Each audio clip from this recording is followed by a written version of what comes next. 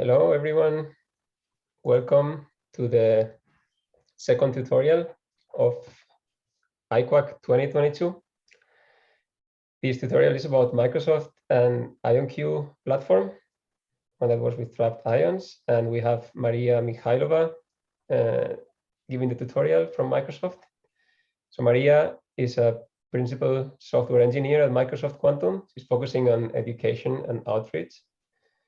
Maria is the author of the Quantum Katas project, the organizer of the Q-Sharp coding contest series, and a part-time lecturer at Northeastern University, Seattle, and the author of the O'Reilly Q-Sharp Pocket Guide. With that, I will let Maria talk about Microsoft platform.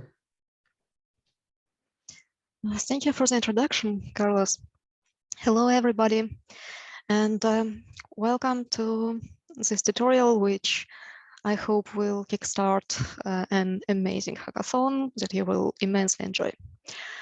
In this tutorial, I'm going to talk about Azure Quantum and the environments you can use to develop your project tomorrow.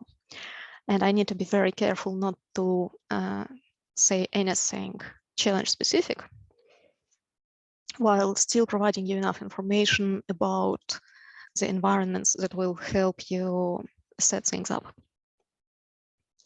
So let's start with a very quick overview of what Azure Quantum is, and then we will dive straight into the demos. I have a lot of demos today.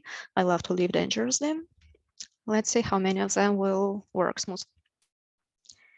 So Azure Quantum is a cloud ecosystem that offers a variety of tools for you to do your quantum software development. I'm not going to cover all components today. That's topic more for the Sunday Lightning Talk.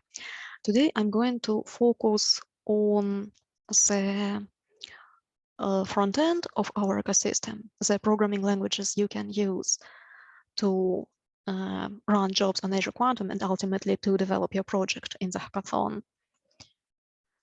And this is actually already one of the most frequently asked questions in this hackathon. Can I use languages other than Q#? Yes, I am delighted to say that Azure Quantum supports not just Q#, as it did a year ago when it was released, but also Qiskit and Cirq. So you can choose any of these languages to work on your project. And for this hackathon, we are partnering with our wonderful partner, hardware partner, IonQ. So anytime we run a hardware job this hackathon, we are going to do it on IonQ backend or simulator. I will talk about that a bit more in just a moment. So now let me start the demos with an overview of what an end-to-end software development process looks like if you are using Q# and Quantum Development Kit. Okay, let's see.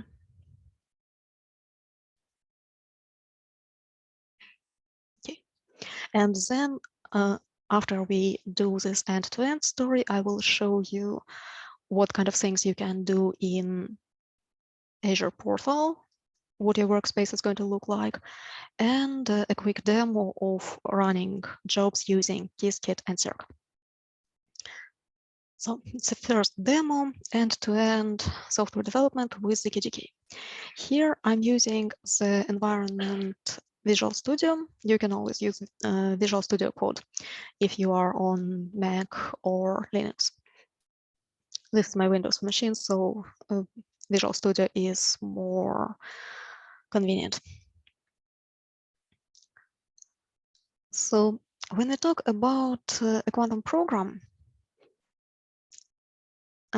most likely it's not going to exist in a vacuum. Most likely it's going to be one step of a workflow that combines classical components, classical processing with quantum. For example, if we think about quantum chemistry, I'm sure you have all heard that quantum chemistry is one of the most promising applications of quantum computing.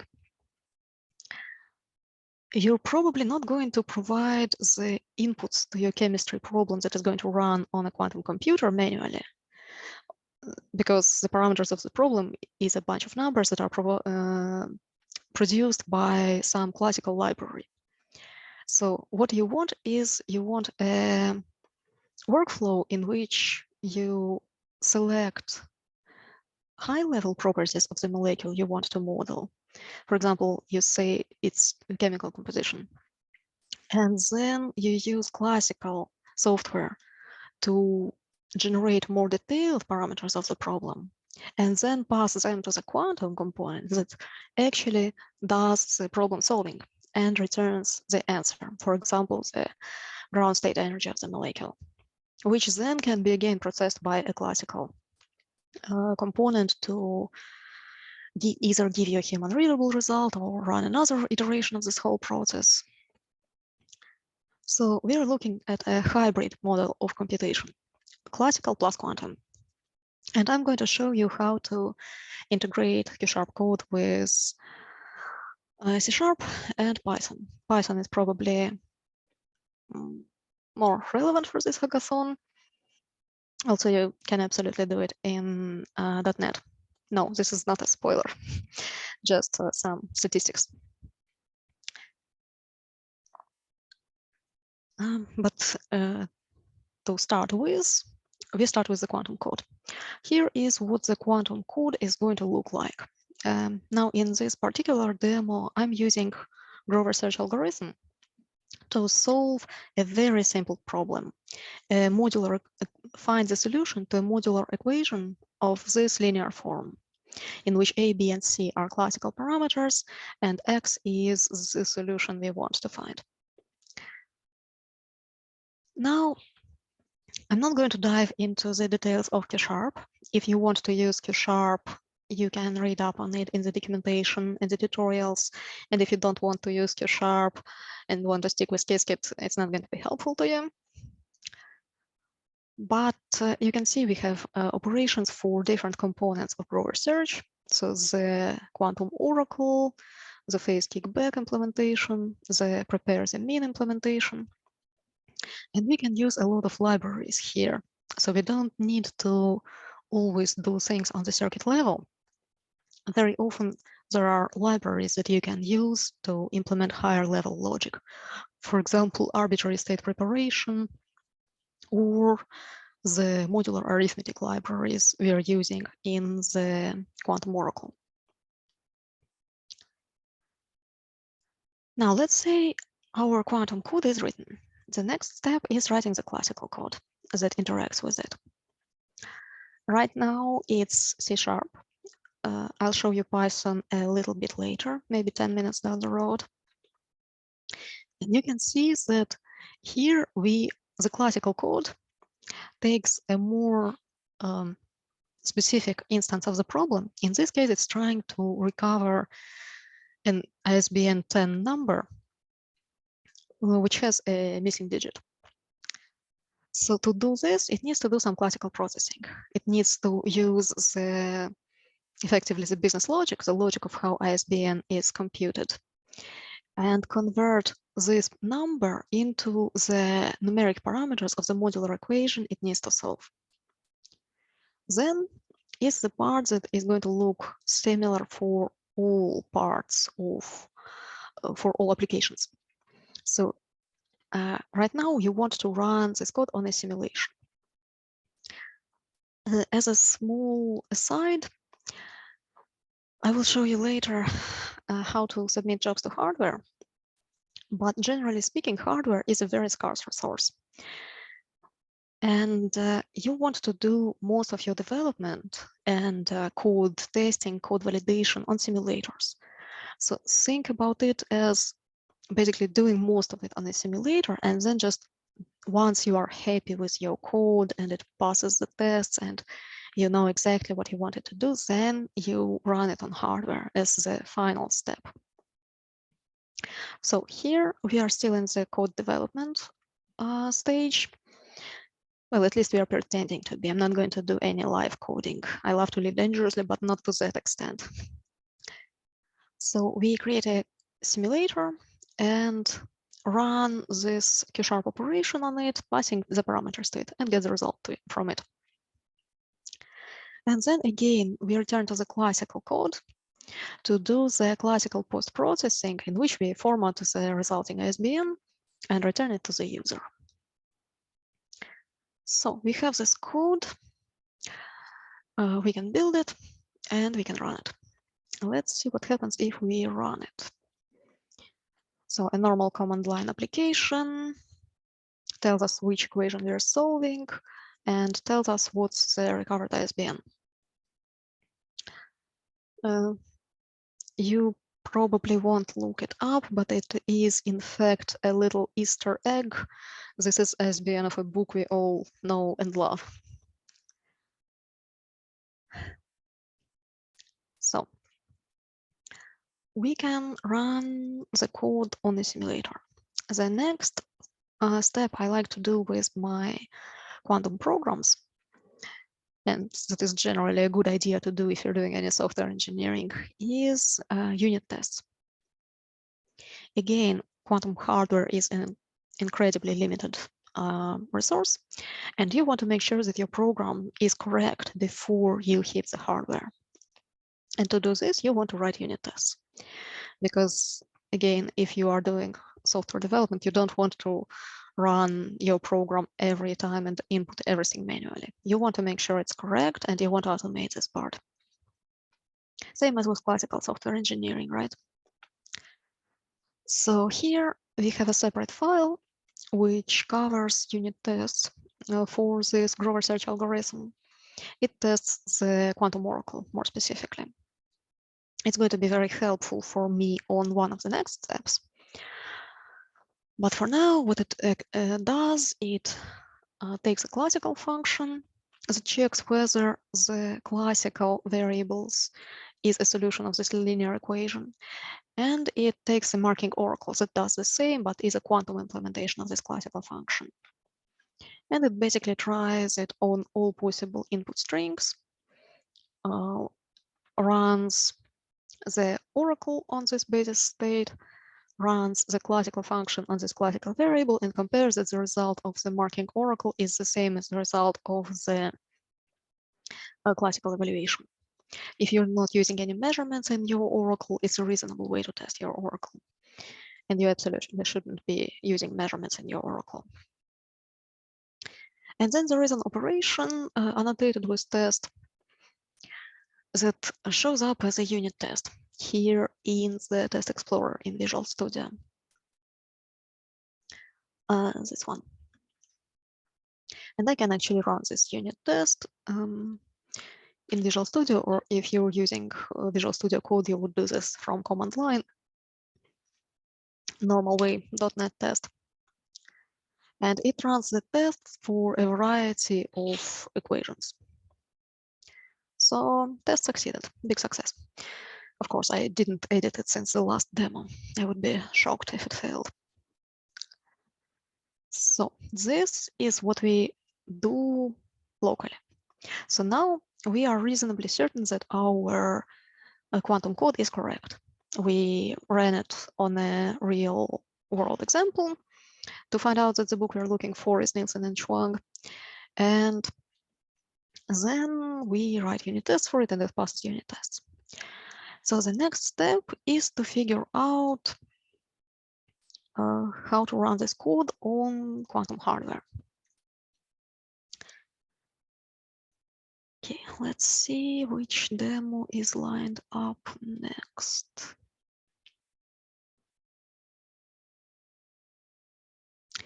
Okay, this step is a Q# Jupyter Notebook. I will later show you how to do the same thing in Python from Python Notebook. But right now, think of a Jupyter Notebook as a front end for the Q# code that is running in the backend. So you see that here I don't define the find equation solution Q# function right here. because it's defined in this file. Somewhere here, find equation solution. It's the entry point of our C# code. So I can call it from a notebook just to enjoy some of the prettier functionality that Quantum Development Kit offers. So before you run a code on quantum hardware, you need to make sure that it fits. I'm sure you all remember that current quantum devices are NISQ, near-term, noisy, intermediate scale devices. And this means that they don't have a lot of qubits and they don't have a lot of coherence time. If you submit a job that runs with 1 million gates and uses 1,000 qubits, it's not going to be a big success at all. So you want to make sure that the instance of the problem you're trying to solve is small enough to fit on the quantum hardware. This is a really important step. I expect you to use it tomorrow quite extensively. So the percent estimate magic here, or calling resource estimation from Python, is a step that shows you how much resources running this program is going to take. They are broken down into multiple categories. The things we are concerned about here are the widths, basically the number of qubits you're going to need to run this program, and the CNOT count, basically the number of CNOT gates in the circuit, which is a measure of the depth of the circuit. And we see that the width is good. It requires 8 qubits and our IonQ device has 11 qubits, so that's fine. But this CNOT depth is actually more than it can handle. At over 1,000 CNOTs, the circuit is going to be pretty much overtaken by the noise by the time it's done completing. So you're not going to get useful information out of it. So we cannot run this program quite the way it is.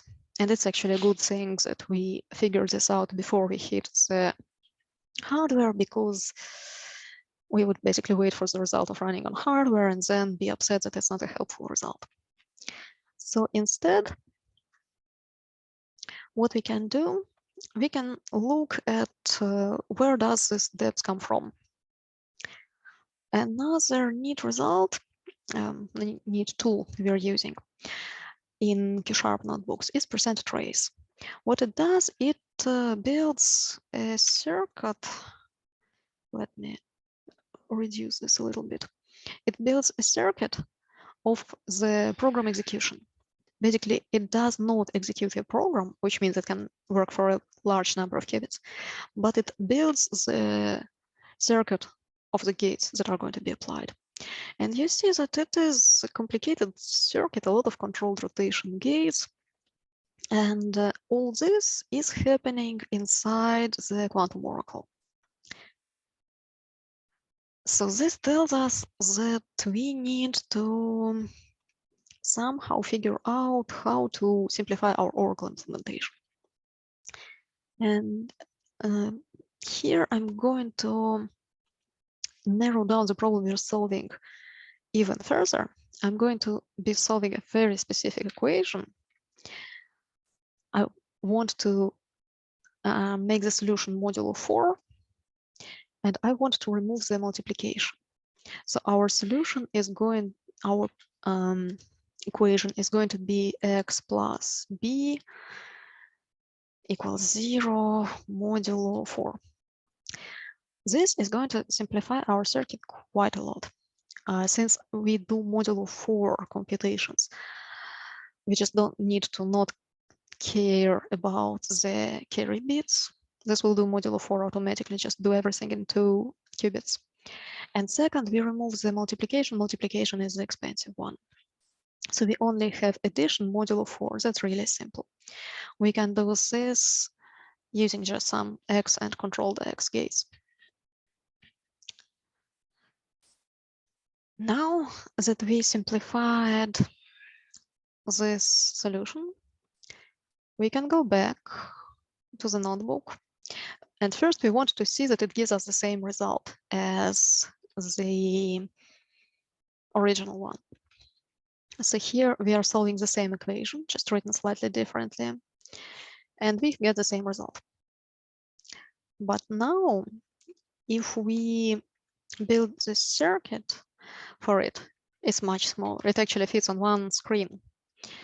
And it doesn't have all those arbitrary rotations. Rotations are also expensive ones. So it's just Hadamard gates and X gates. And a lot of them are actually going to cancel when you execute the program on hardware.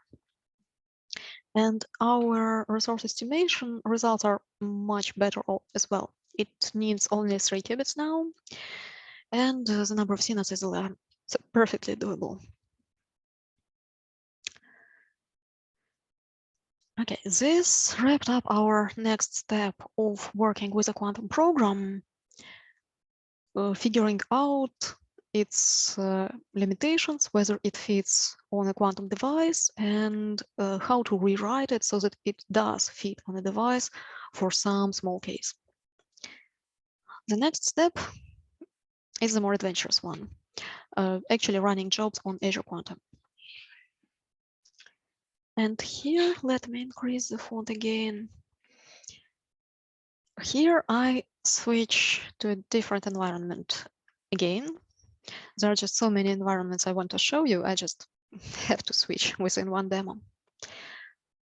Here is a Python notebook that combines classical computations with calling quantum code. Okay, so what are the steps we do here? We start by loading some libraries that are necessary to connect to Azure, and we load our Q# code, again, from the backend. We don't define Q# code straight in the Python notebook, we load it from the backend. Next, we run the simulation from Python. We want to basically repeat what we did from the Q# notebook and from Visual Studio to make sure that everything still runs smoothly. And again, we can combine classical computation with quantum computation with classical post-processing. So we run simulate to call quantum code and then do classical post-processing. We still get the correct answer. Fantastic. I'm sure you have never seen so many ways to figure out that 2 + 2 = 4 in such a limited amount of time until today. Next step, again, we want to repeat the resource estimation step. In Python, it's a question of what you call. You call .estimate resources or .simulate to call the corresponding simulator. We get the same result we got from the notebook. So we can try to actually run this program. Okay, the next step, we're getting closer to Azure Quantum. The next step is to connect to Azure Quantum. This is not a subscription you're going to use. This is my spare subscription for this one demo.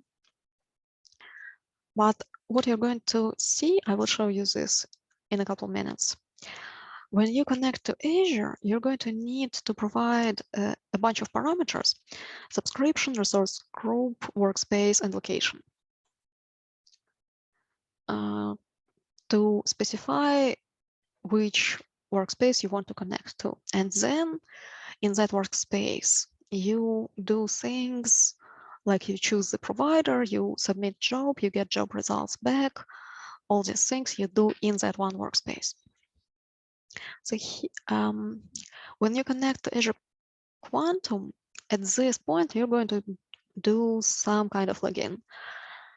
Depending on the exact environment where you're doing this, it's going to look slightly differently. For my work account I'm using here, it actually asks me for 2-factor authentication to log in. for the account I'm using to test tomorrow's workspace, it just asked for my password, so that thing can vary. But once you have signed in to your account, which has access to this workspace you're connecting to, you're going to get this kind of message. Hey, I connected to the workspace, and here are the providers that are available in it. It's going to be a list, and it's going to list all the providers you have in that workspace. In the workspace you're going to have tomorrow, you're going to have two providers, IonQ QPU and IonQ Simulator. Simulator is a noiseless full-state simulator, which I highly recommend you to use to work out the process of job submission. It has really nice queue time, and by nice I mean low. And it gives you really nice results, noiseless. IonQ QPU is the actual quantum device that you can access in this way. Compared to the simulator, you can see that it has much higher queue time. The time here is in seconds, and if we do it in seconds, converting to minutes, it's something like half an hour, something like this. So this is a workday load. Over the weekend, the load from non-hackathon activities is going to be lower, but the load from hackathon activities is going to be much higher. So I highly recommend you to keep this in mind. If you are submitting a job to hardware, you're not going to get the results immediately. You might have to wait an hour for it, or possibly 2 hours. So if you are working on a project, I recommend you to get in your hardware runs as early as you can make it, to make sure that you actually have the results back before the hackathon ends. It's really important. We're going to have a lot of teams, and I expect a lot of folks will be submitting jobs to hardware. So let's kind of be clever about this. Get jobs in early and do a lot of testing on the simulators. Simulators are a really convenient tool, give great results without any noise and with as little waiting time as possible. Okay, hopefully I convinced you that simulators are amazing and the quantum device can have a queue to it. So let's see how to actually submit the jobs. So after you have connected to Azure, the next step is to set the target to which you're going to submit the jobs. And here I'm going to do it with IonQ Simulator. Again, I'm a nice person. I don't run jobs on hardware unless I absolutely have to, just to keep the queue open for folks who are doing real things on it. And your environment is going to tell you active target is now IonQ Simulator. Great. Now any jobs that you run using Q# Azure Submit are going to go to this active target, the simulator. And then this is how you actually submit a job. I'm going to do it live because it's a simulator. It's going to be fast enough. It's going to succeed to submit a job and give me the result while I'm still talking.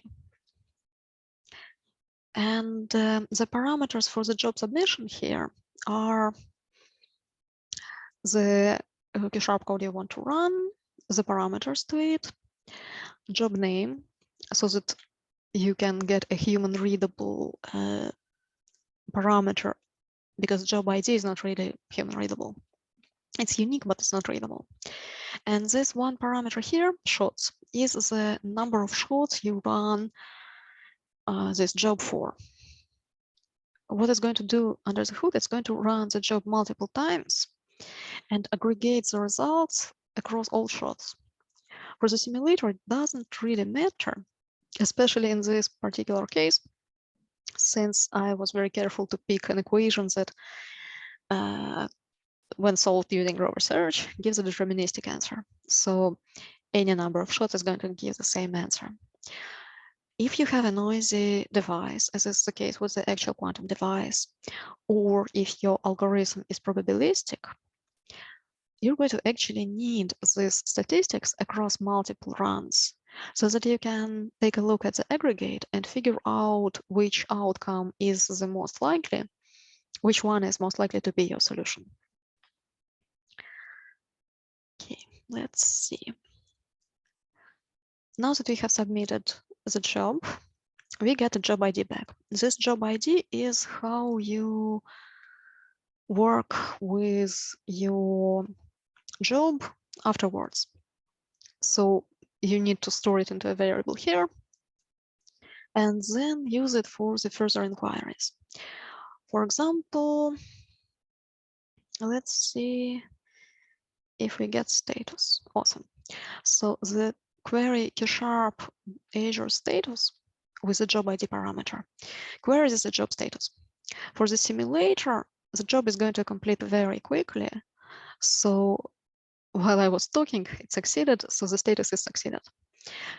If you're working with hardware, it's going to take a lot longer to get the results. So you might want to do some kind of cron job, checking for the results, because it's going to be in status waiting first, while it still waits in the queue.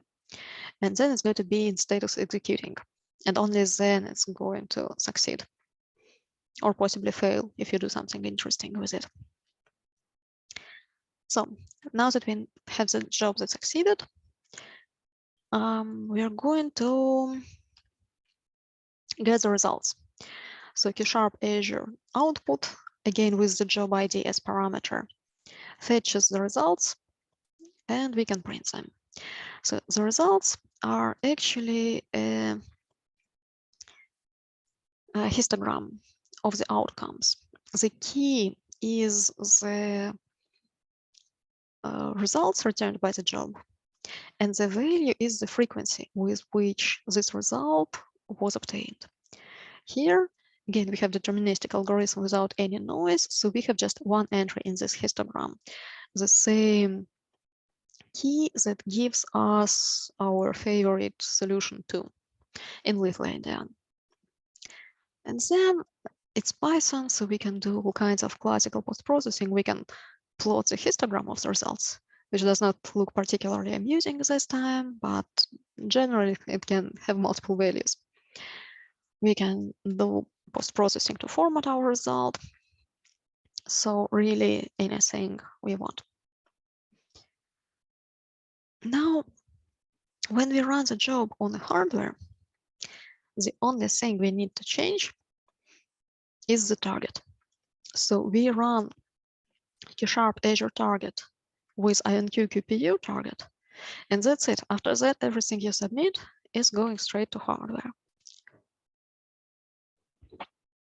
Okay, I'm not going to submit. Oh, awesome.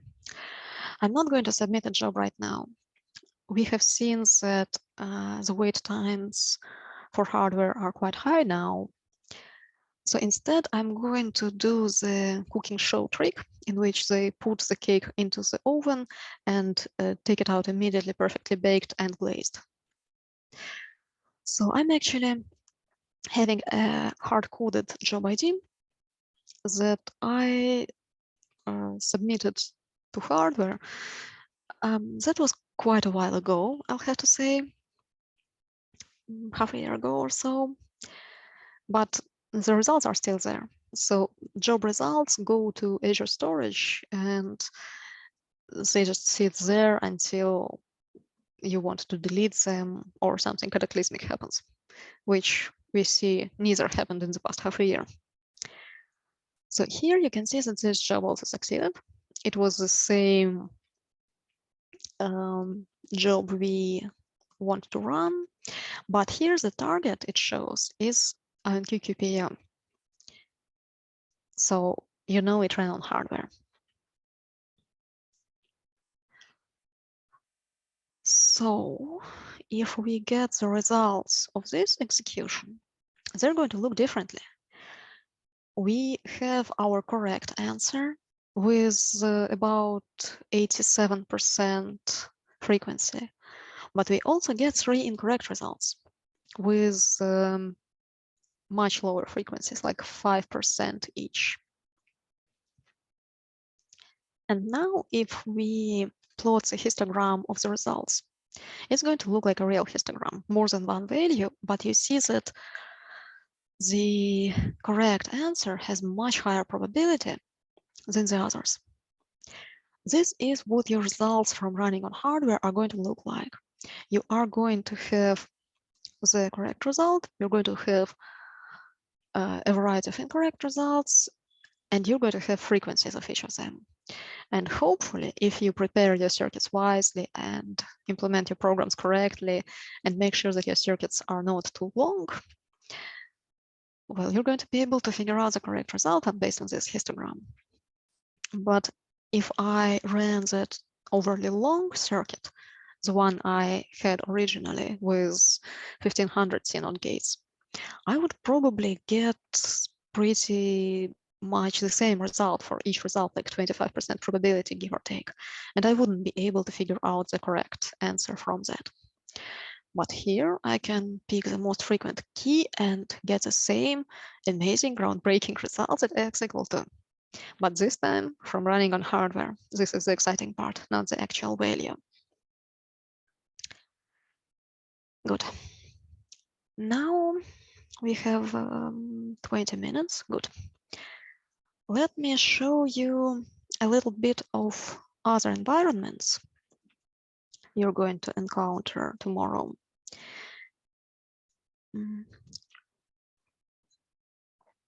Let's see.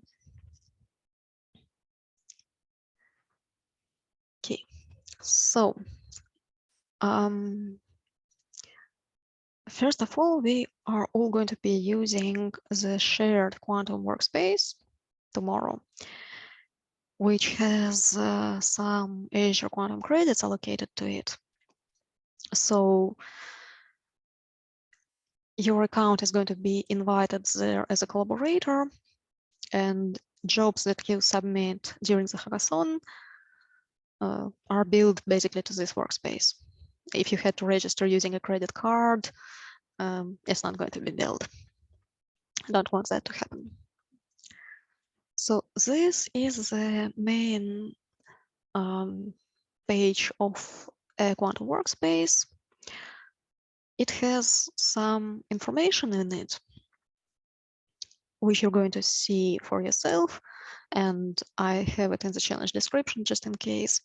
So the information about the subscription ID, the workspace name, resource group, storage account, and location, they're all here. When you need to submit a job, you need to provide this information when you're connecting. You get it from there. Okay, what you can do in this environment? Well, first, you can see the list of jobs. You're probably not going to need to do it, but you can see that here, for example, is one of the jobs I submitted when testing this environment. And I think I'm going to submit it again today. So the list of jobs goes here. Another interesting thing here is the notebooks. So you have multiple ways to set up your work environment and develop your project tomorrow. One thing is to use the local setup in a manner very similar to what I showed you earlier. If you're going to use Q#, it's going to be very similar. If you're going to use Qiskit or Cirq, it's going to be, well, it's going to be Qiskit or Cirq, but the last step of submitting jobs is going to be very similar.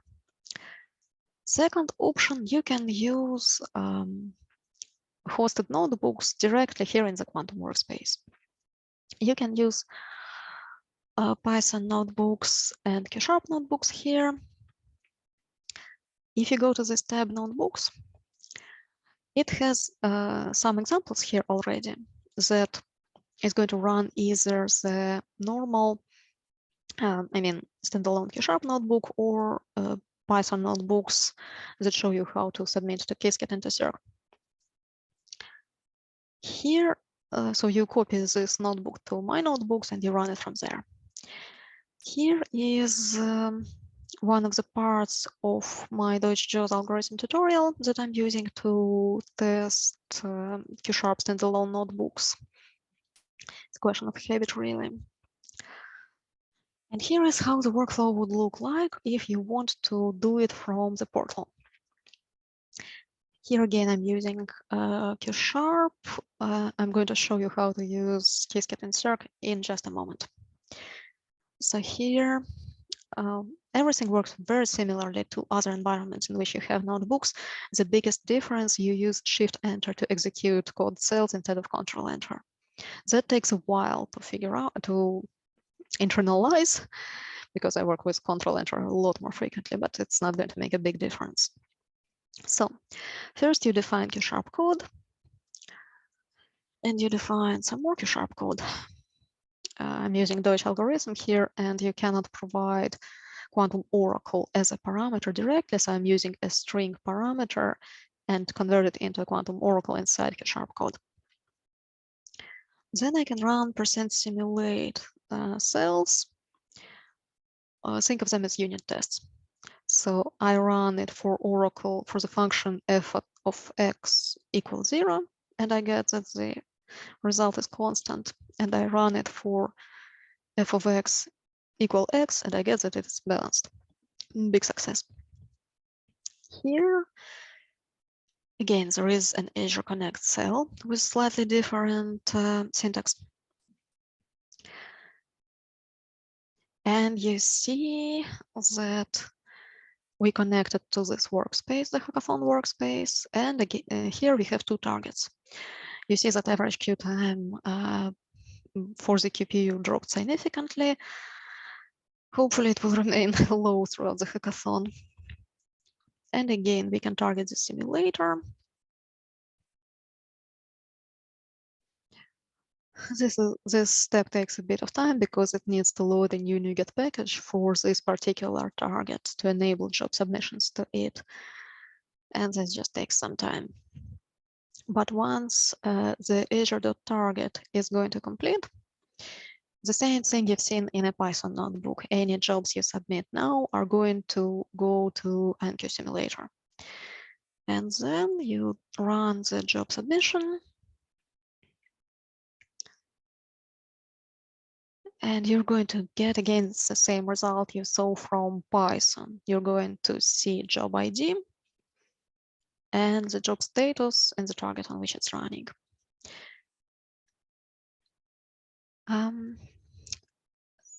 Here, you will notice that I didn't specify the number of shots this time.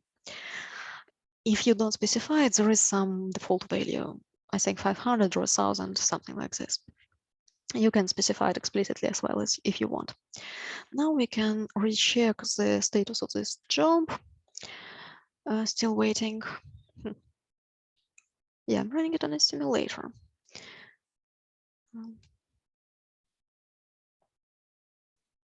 Oh, we were very lucky we got the job status executing.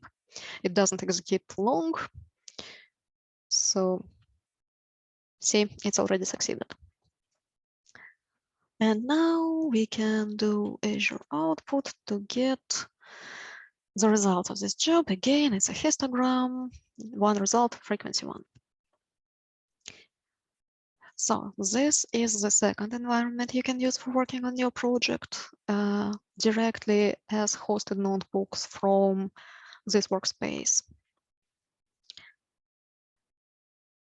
And the last environment is KubeRaid. Wonderful folks at KubeRaid enabled C# support and Azure Quantum support in their environment. So you can do all kinds of things there, really, without installing a single thing on your machine. I'm not going to give you a demo of this. I try not to give demos of tool chains and environments I've been using for less than a week. but they made some really nice instructional videos, so you can watch those and you can use that environment for the project. And one last demo I want to show you is the one I have been promising you for quite a while, how to run Qiskit and Circ jobs from Azure portal as notebooks. And this is actually a video by my wonderful colleague Gwen. So you're going to hear her instead of me. Hello, my name is Gwen Perwira of Mojo, and in this demo I'm going to show you how to submit quantum circuits using Qiskit and Circ to your quantum workspace in Microsoft Azure. So to get started, I'm going to download this Jupyter Notebook here from a sample in the Qiskit textbook called Estimating Pi using Quantum Phase Estimation Algorithm. I'm going to then replace the lines where this notebook connects to the IBM Quantum experience so that instead it runs it on Azure Quantum, and then I will run this against the IonQ simulator. So let's download this notebook. Then I can go back to my Azure portal, open my Quantum workspace, and for this demo I'm going to use the Jupyter Notebooks that is built in to the Azure Quantum experience. If you would like access for this, you can request that through our early access program. So here I've downloaded and uploaded this notebook already. Just going to minimize this. And as you can see, it's just the entire sample that we just saw on the other web page, the other tab here. It's identical. So to get started, I'm going to need to install some dependencies. So this notebook uses Seaborn, which I need to install. And then we also need to install Azure Quantum using the Qiskit optional dependencies. Oh, there we go. All right, so now we can go scroll down to the piece where it connects to the IBM Quantum experience and comment that all out. It's just these two cells here. And create a new cell, and then I want to import from azure.quantum.qiskit, import the Azure Quantum provider, and then create a new provider. And here I'm going to use this really handy workspace snippet that's auto-generated. And I'm going to just delete this part here. The Azure Quantum provider takes the exact same input arguments as the workspace. So here we go. Now it's connected to the provider. So now I'm going to get the IonQ simulator backend. You can see that returns the simulator. And now I can just go ahead and run the entire notebook. What this does is, yeah, it just runs the sample against the simulator. So we commented out this simulator, so it's going to run it on this simulator instead. So let's scroll down a bit. There we go. So now it's running all the different jobs. And as you can see, the closer we get to 12 qubits, the closer we get to pi. And then here we can plot the results. So here we have it. We take an existing Qiskit sample, replace a few lines of code, run it against the Azure Quantum service. So now I'm going to switch gears and do something very similar for Circ, which is Google's Python package for creating quantum circuits. You can find this tutorial on the official Circ documentation. If you go to quantumai.google.com/circ/tutorial/Azure Quantum, you'll find a few getting started tutorials, and then this time I'm going to show you getting started with IonQ and Circ.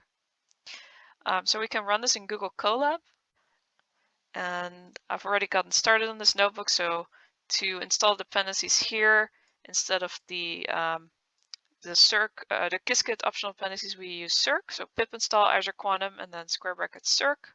It's going to install the Azure Quantum package with the optional Circ dependencies. And then we can connect to the workspace. So I previously showed you that automated snippet that gets you the subscription, resource ID, location, etc. You can also just copy only the resource ID and the location, and that will also get you the connection to the Azure Quantum service. So here, this is what the import looks like from azure.quantum.circ, import Azure Quantum service, create a service object. So it looks all pretty similar to the previous workflow, except that now it's called Azure Quantum service. And here we can actually specify default target. So if you connect to the service, we can actually by default submit jobs to the simulator. Then service.targets lets you list all of the targets that are available in the workspace. And here I've provided the provider ID for IonQ. And this will prompt you to authenticate. So you have to go to this website and then enter this code, and it will log you into your Azure account. And as you can see, we have access to the QPU and the simulator. So now we're going to go ahead and run a simple circuit. So you run a circuit that contains a square root of x gate, which is a native gate to the IonQ system. And then all we need to do is take that service object and run service.run and pass the circuit here as the program input parameter. Here I've specified 100 repetitions. And this returns a circ result object, which basically gives you a bit string where each character in the string is the result of a single shot. So since we use 2 qubits, qubit 0 and 1, here you can see the 2 bit strings each have 100 characters. And then we can go ahead and run this on the QPU. This will take a bit longer to run since the queue is a little bit longer. But basically it's the same idea. You use service.run, then pass in the circuit the number of repetitions.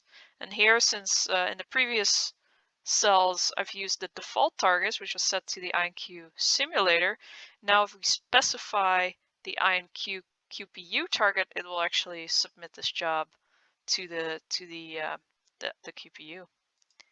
So we'll let this run, and I want to quickly show you how that shows up in the Azure Quantum workspace. So if you go back to your portal.azure.com and go to your workspace, there's this tab here, Job Management. And there we go. This will actually show you the jobs we ran. So here you see I just submitted a circ job. This is my job ID to the QPU target, and it's still waiting. So it's waiting to be run on the QPU, waiting to get to its turn in the queue. And yeah, we can monitor it either here or in the notebook, and then we can fetch the results. We fast forward a bit, and the job has now succeeded. So if we now go back to the notebook, you can see this succeeded, and I can just print the result, and this gives me a similar data structure as the simulator. So if we want to do something a little different, and let's say the service actually times out because the job queue is too long, what you can do is actually go back into this job management tab over here, copy the unique identifier for the job. So if you can see the job succeeded and you want to fetch the results, then you can go back into the notebook here and then fetch the results like this. So I can get job, service.getJob, and then here copy paste that job ID, and then this will also give me the job back. So here I can use job.results.toCirc result, and we can put this in a print statement. And again, this will give me the exact same data structure and the same result. So there you have it. Those are 2 different ways of fetching your job results with Circ, with the Circ support for Azure Quantum. And that concludes my demo. Thank you so much for your attention, and I hope you enjoy the rest of the conference.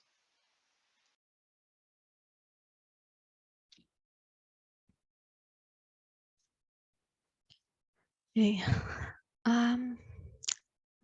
I think this was the end of the demos. I had planned for today, and it is really good timing because you can have 5 minutes before the next talk. Are there any questions in the stream that I need to answer? Yes, there are, and thank you so much, Maria and Gwen, for giving such a fantastic talk. And there are a few questions, some of which have been answered, but some which have not yet been answered. So let me just go through these. So one is a two-part question. Does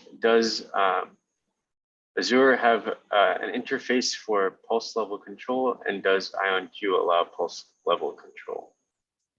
No interface.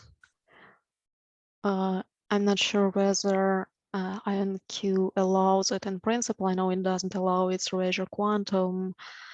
Probably a good question to ask IonQ folks directly. Thank you.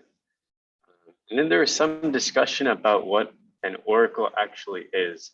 And maybe you can talk more about, what is and what isn't an oracle in a quantum circuit. Oh, you got me started on one of my favorite topics in the whole quantum computing world. So quantum oracles, I'll try to be brief, I promise. I know there is another talk lined up. So a quantum oracle is a way to implement the problem you're trying to solve in a manner that allows you to feed it into your quantum algorithm. So taking, for example, Grover search algorithm.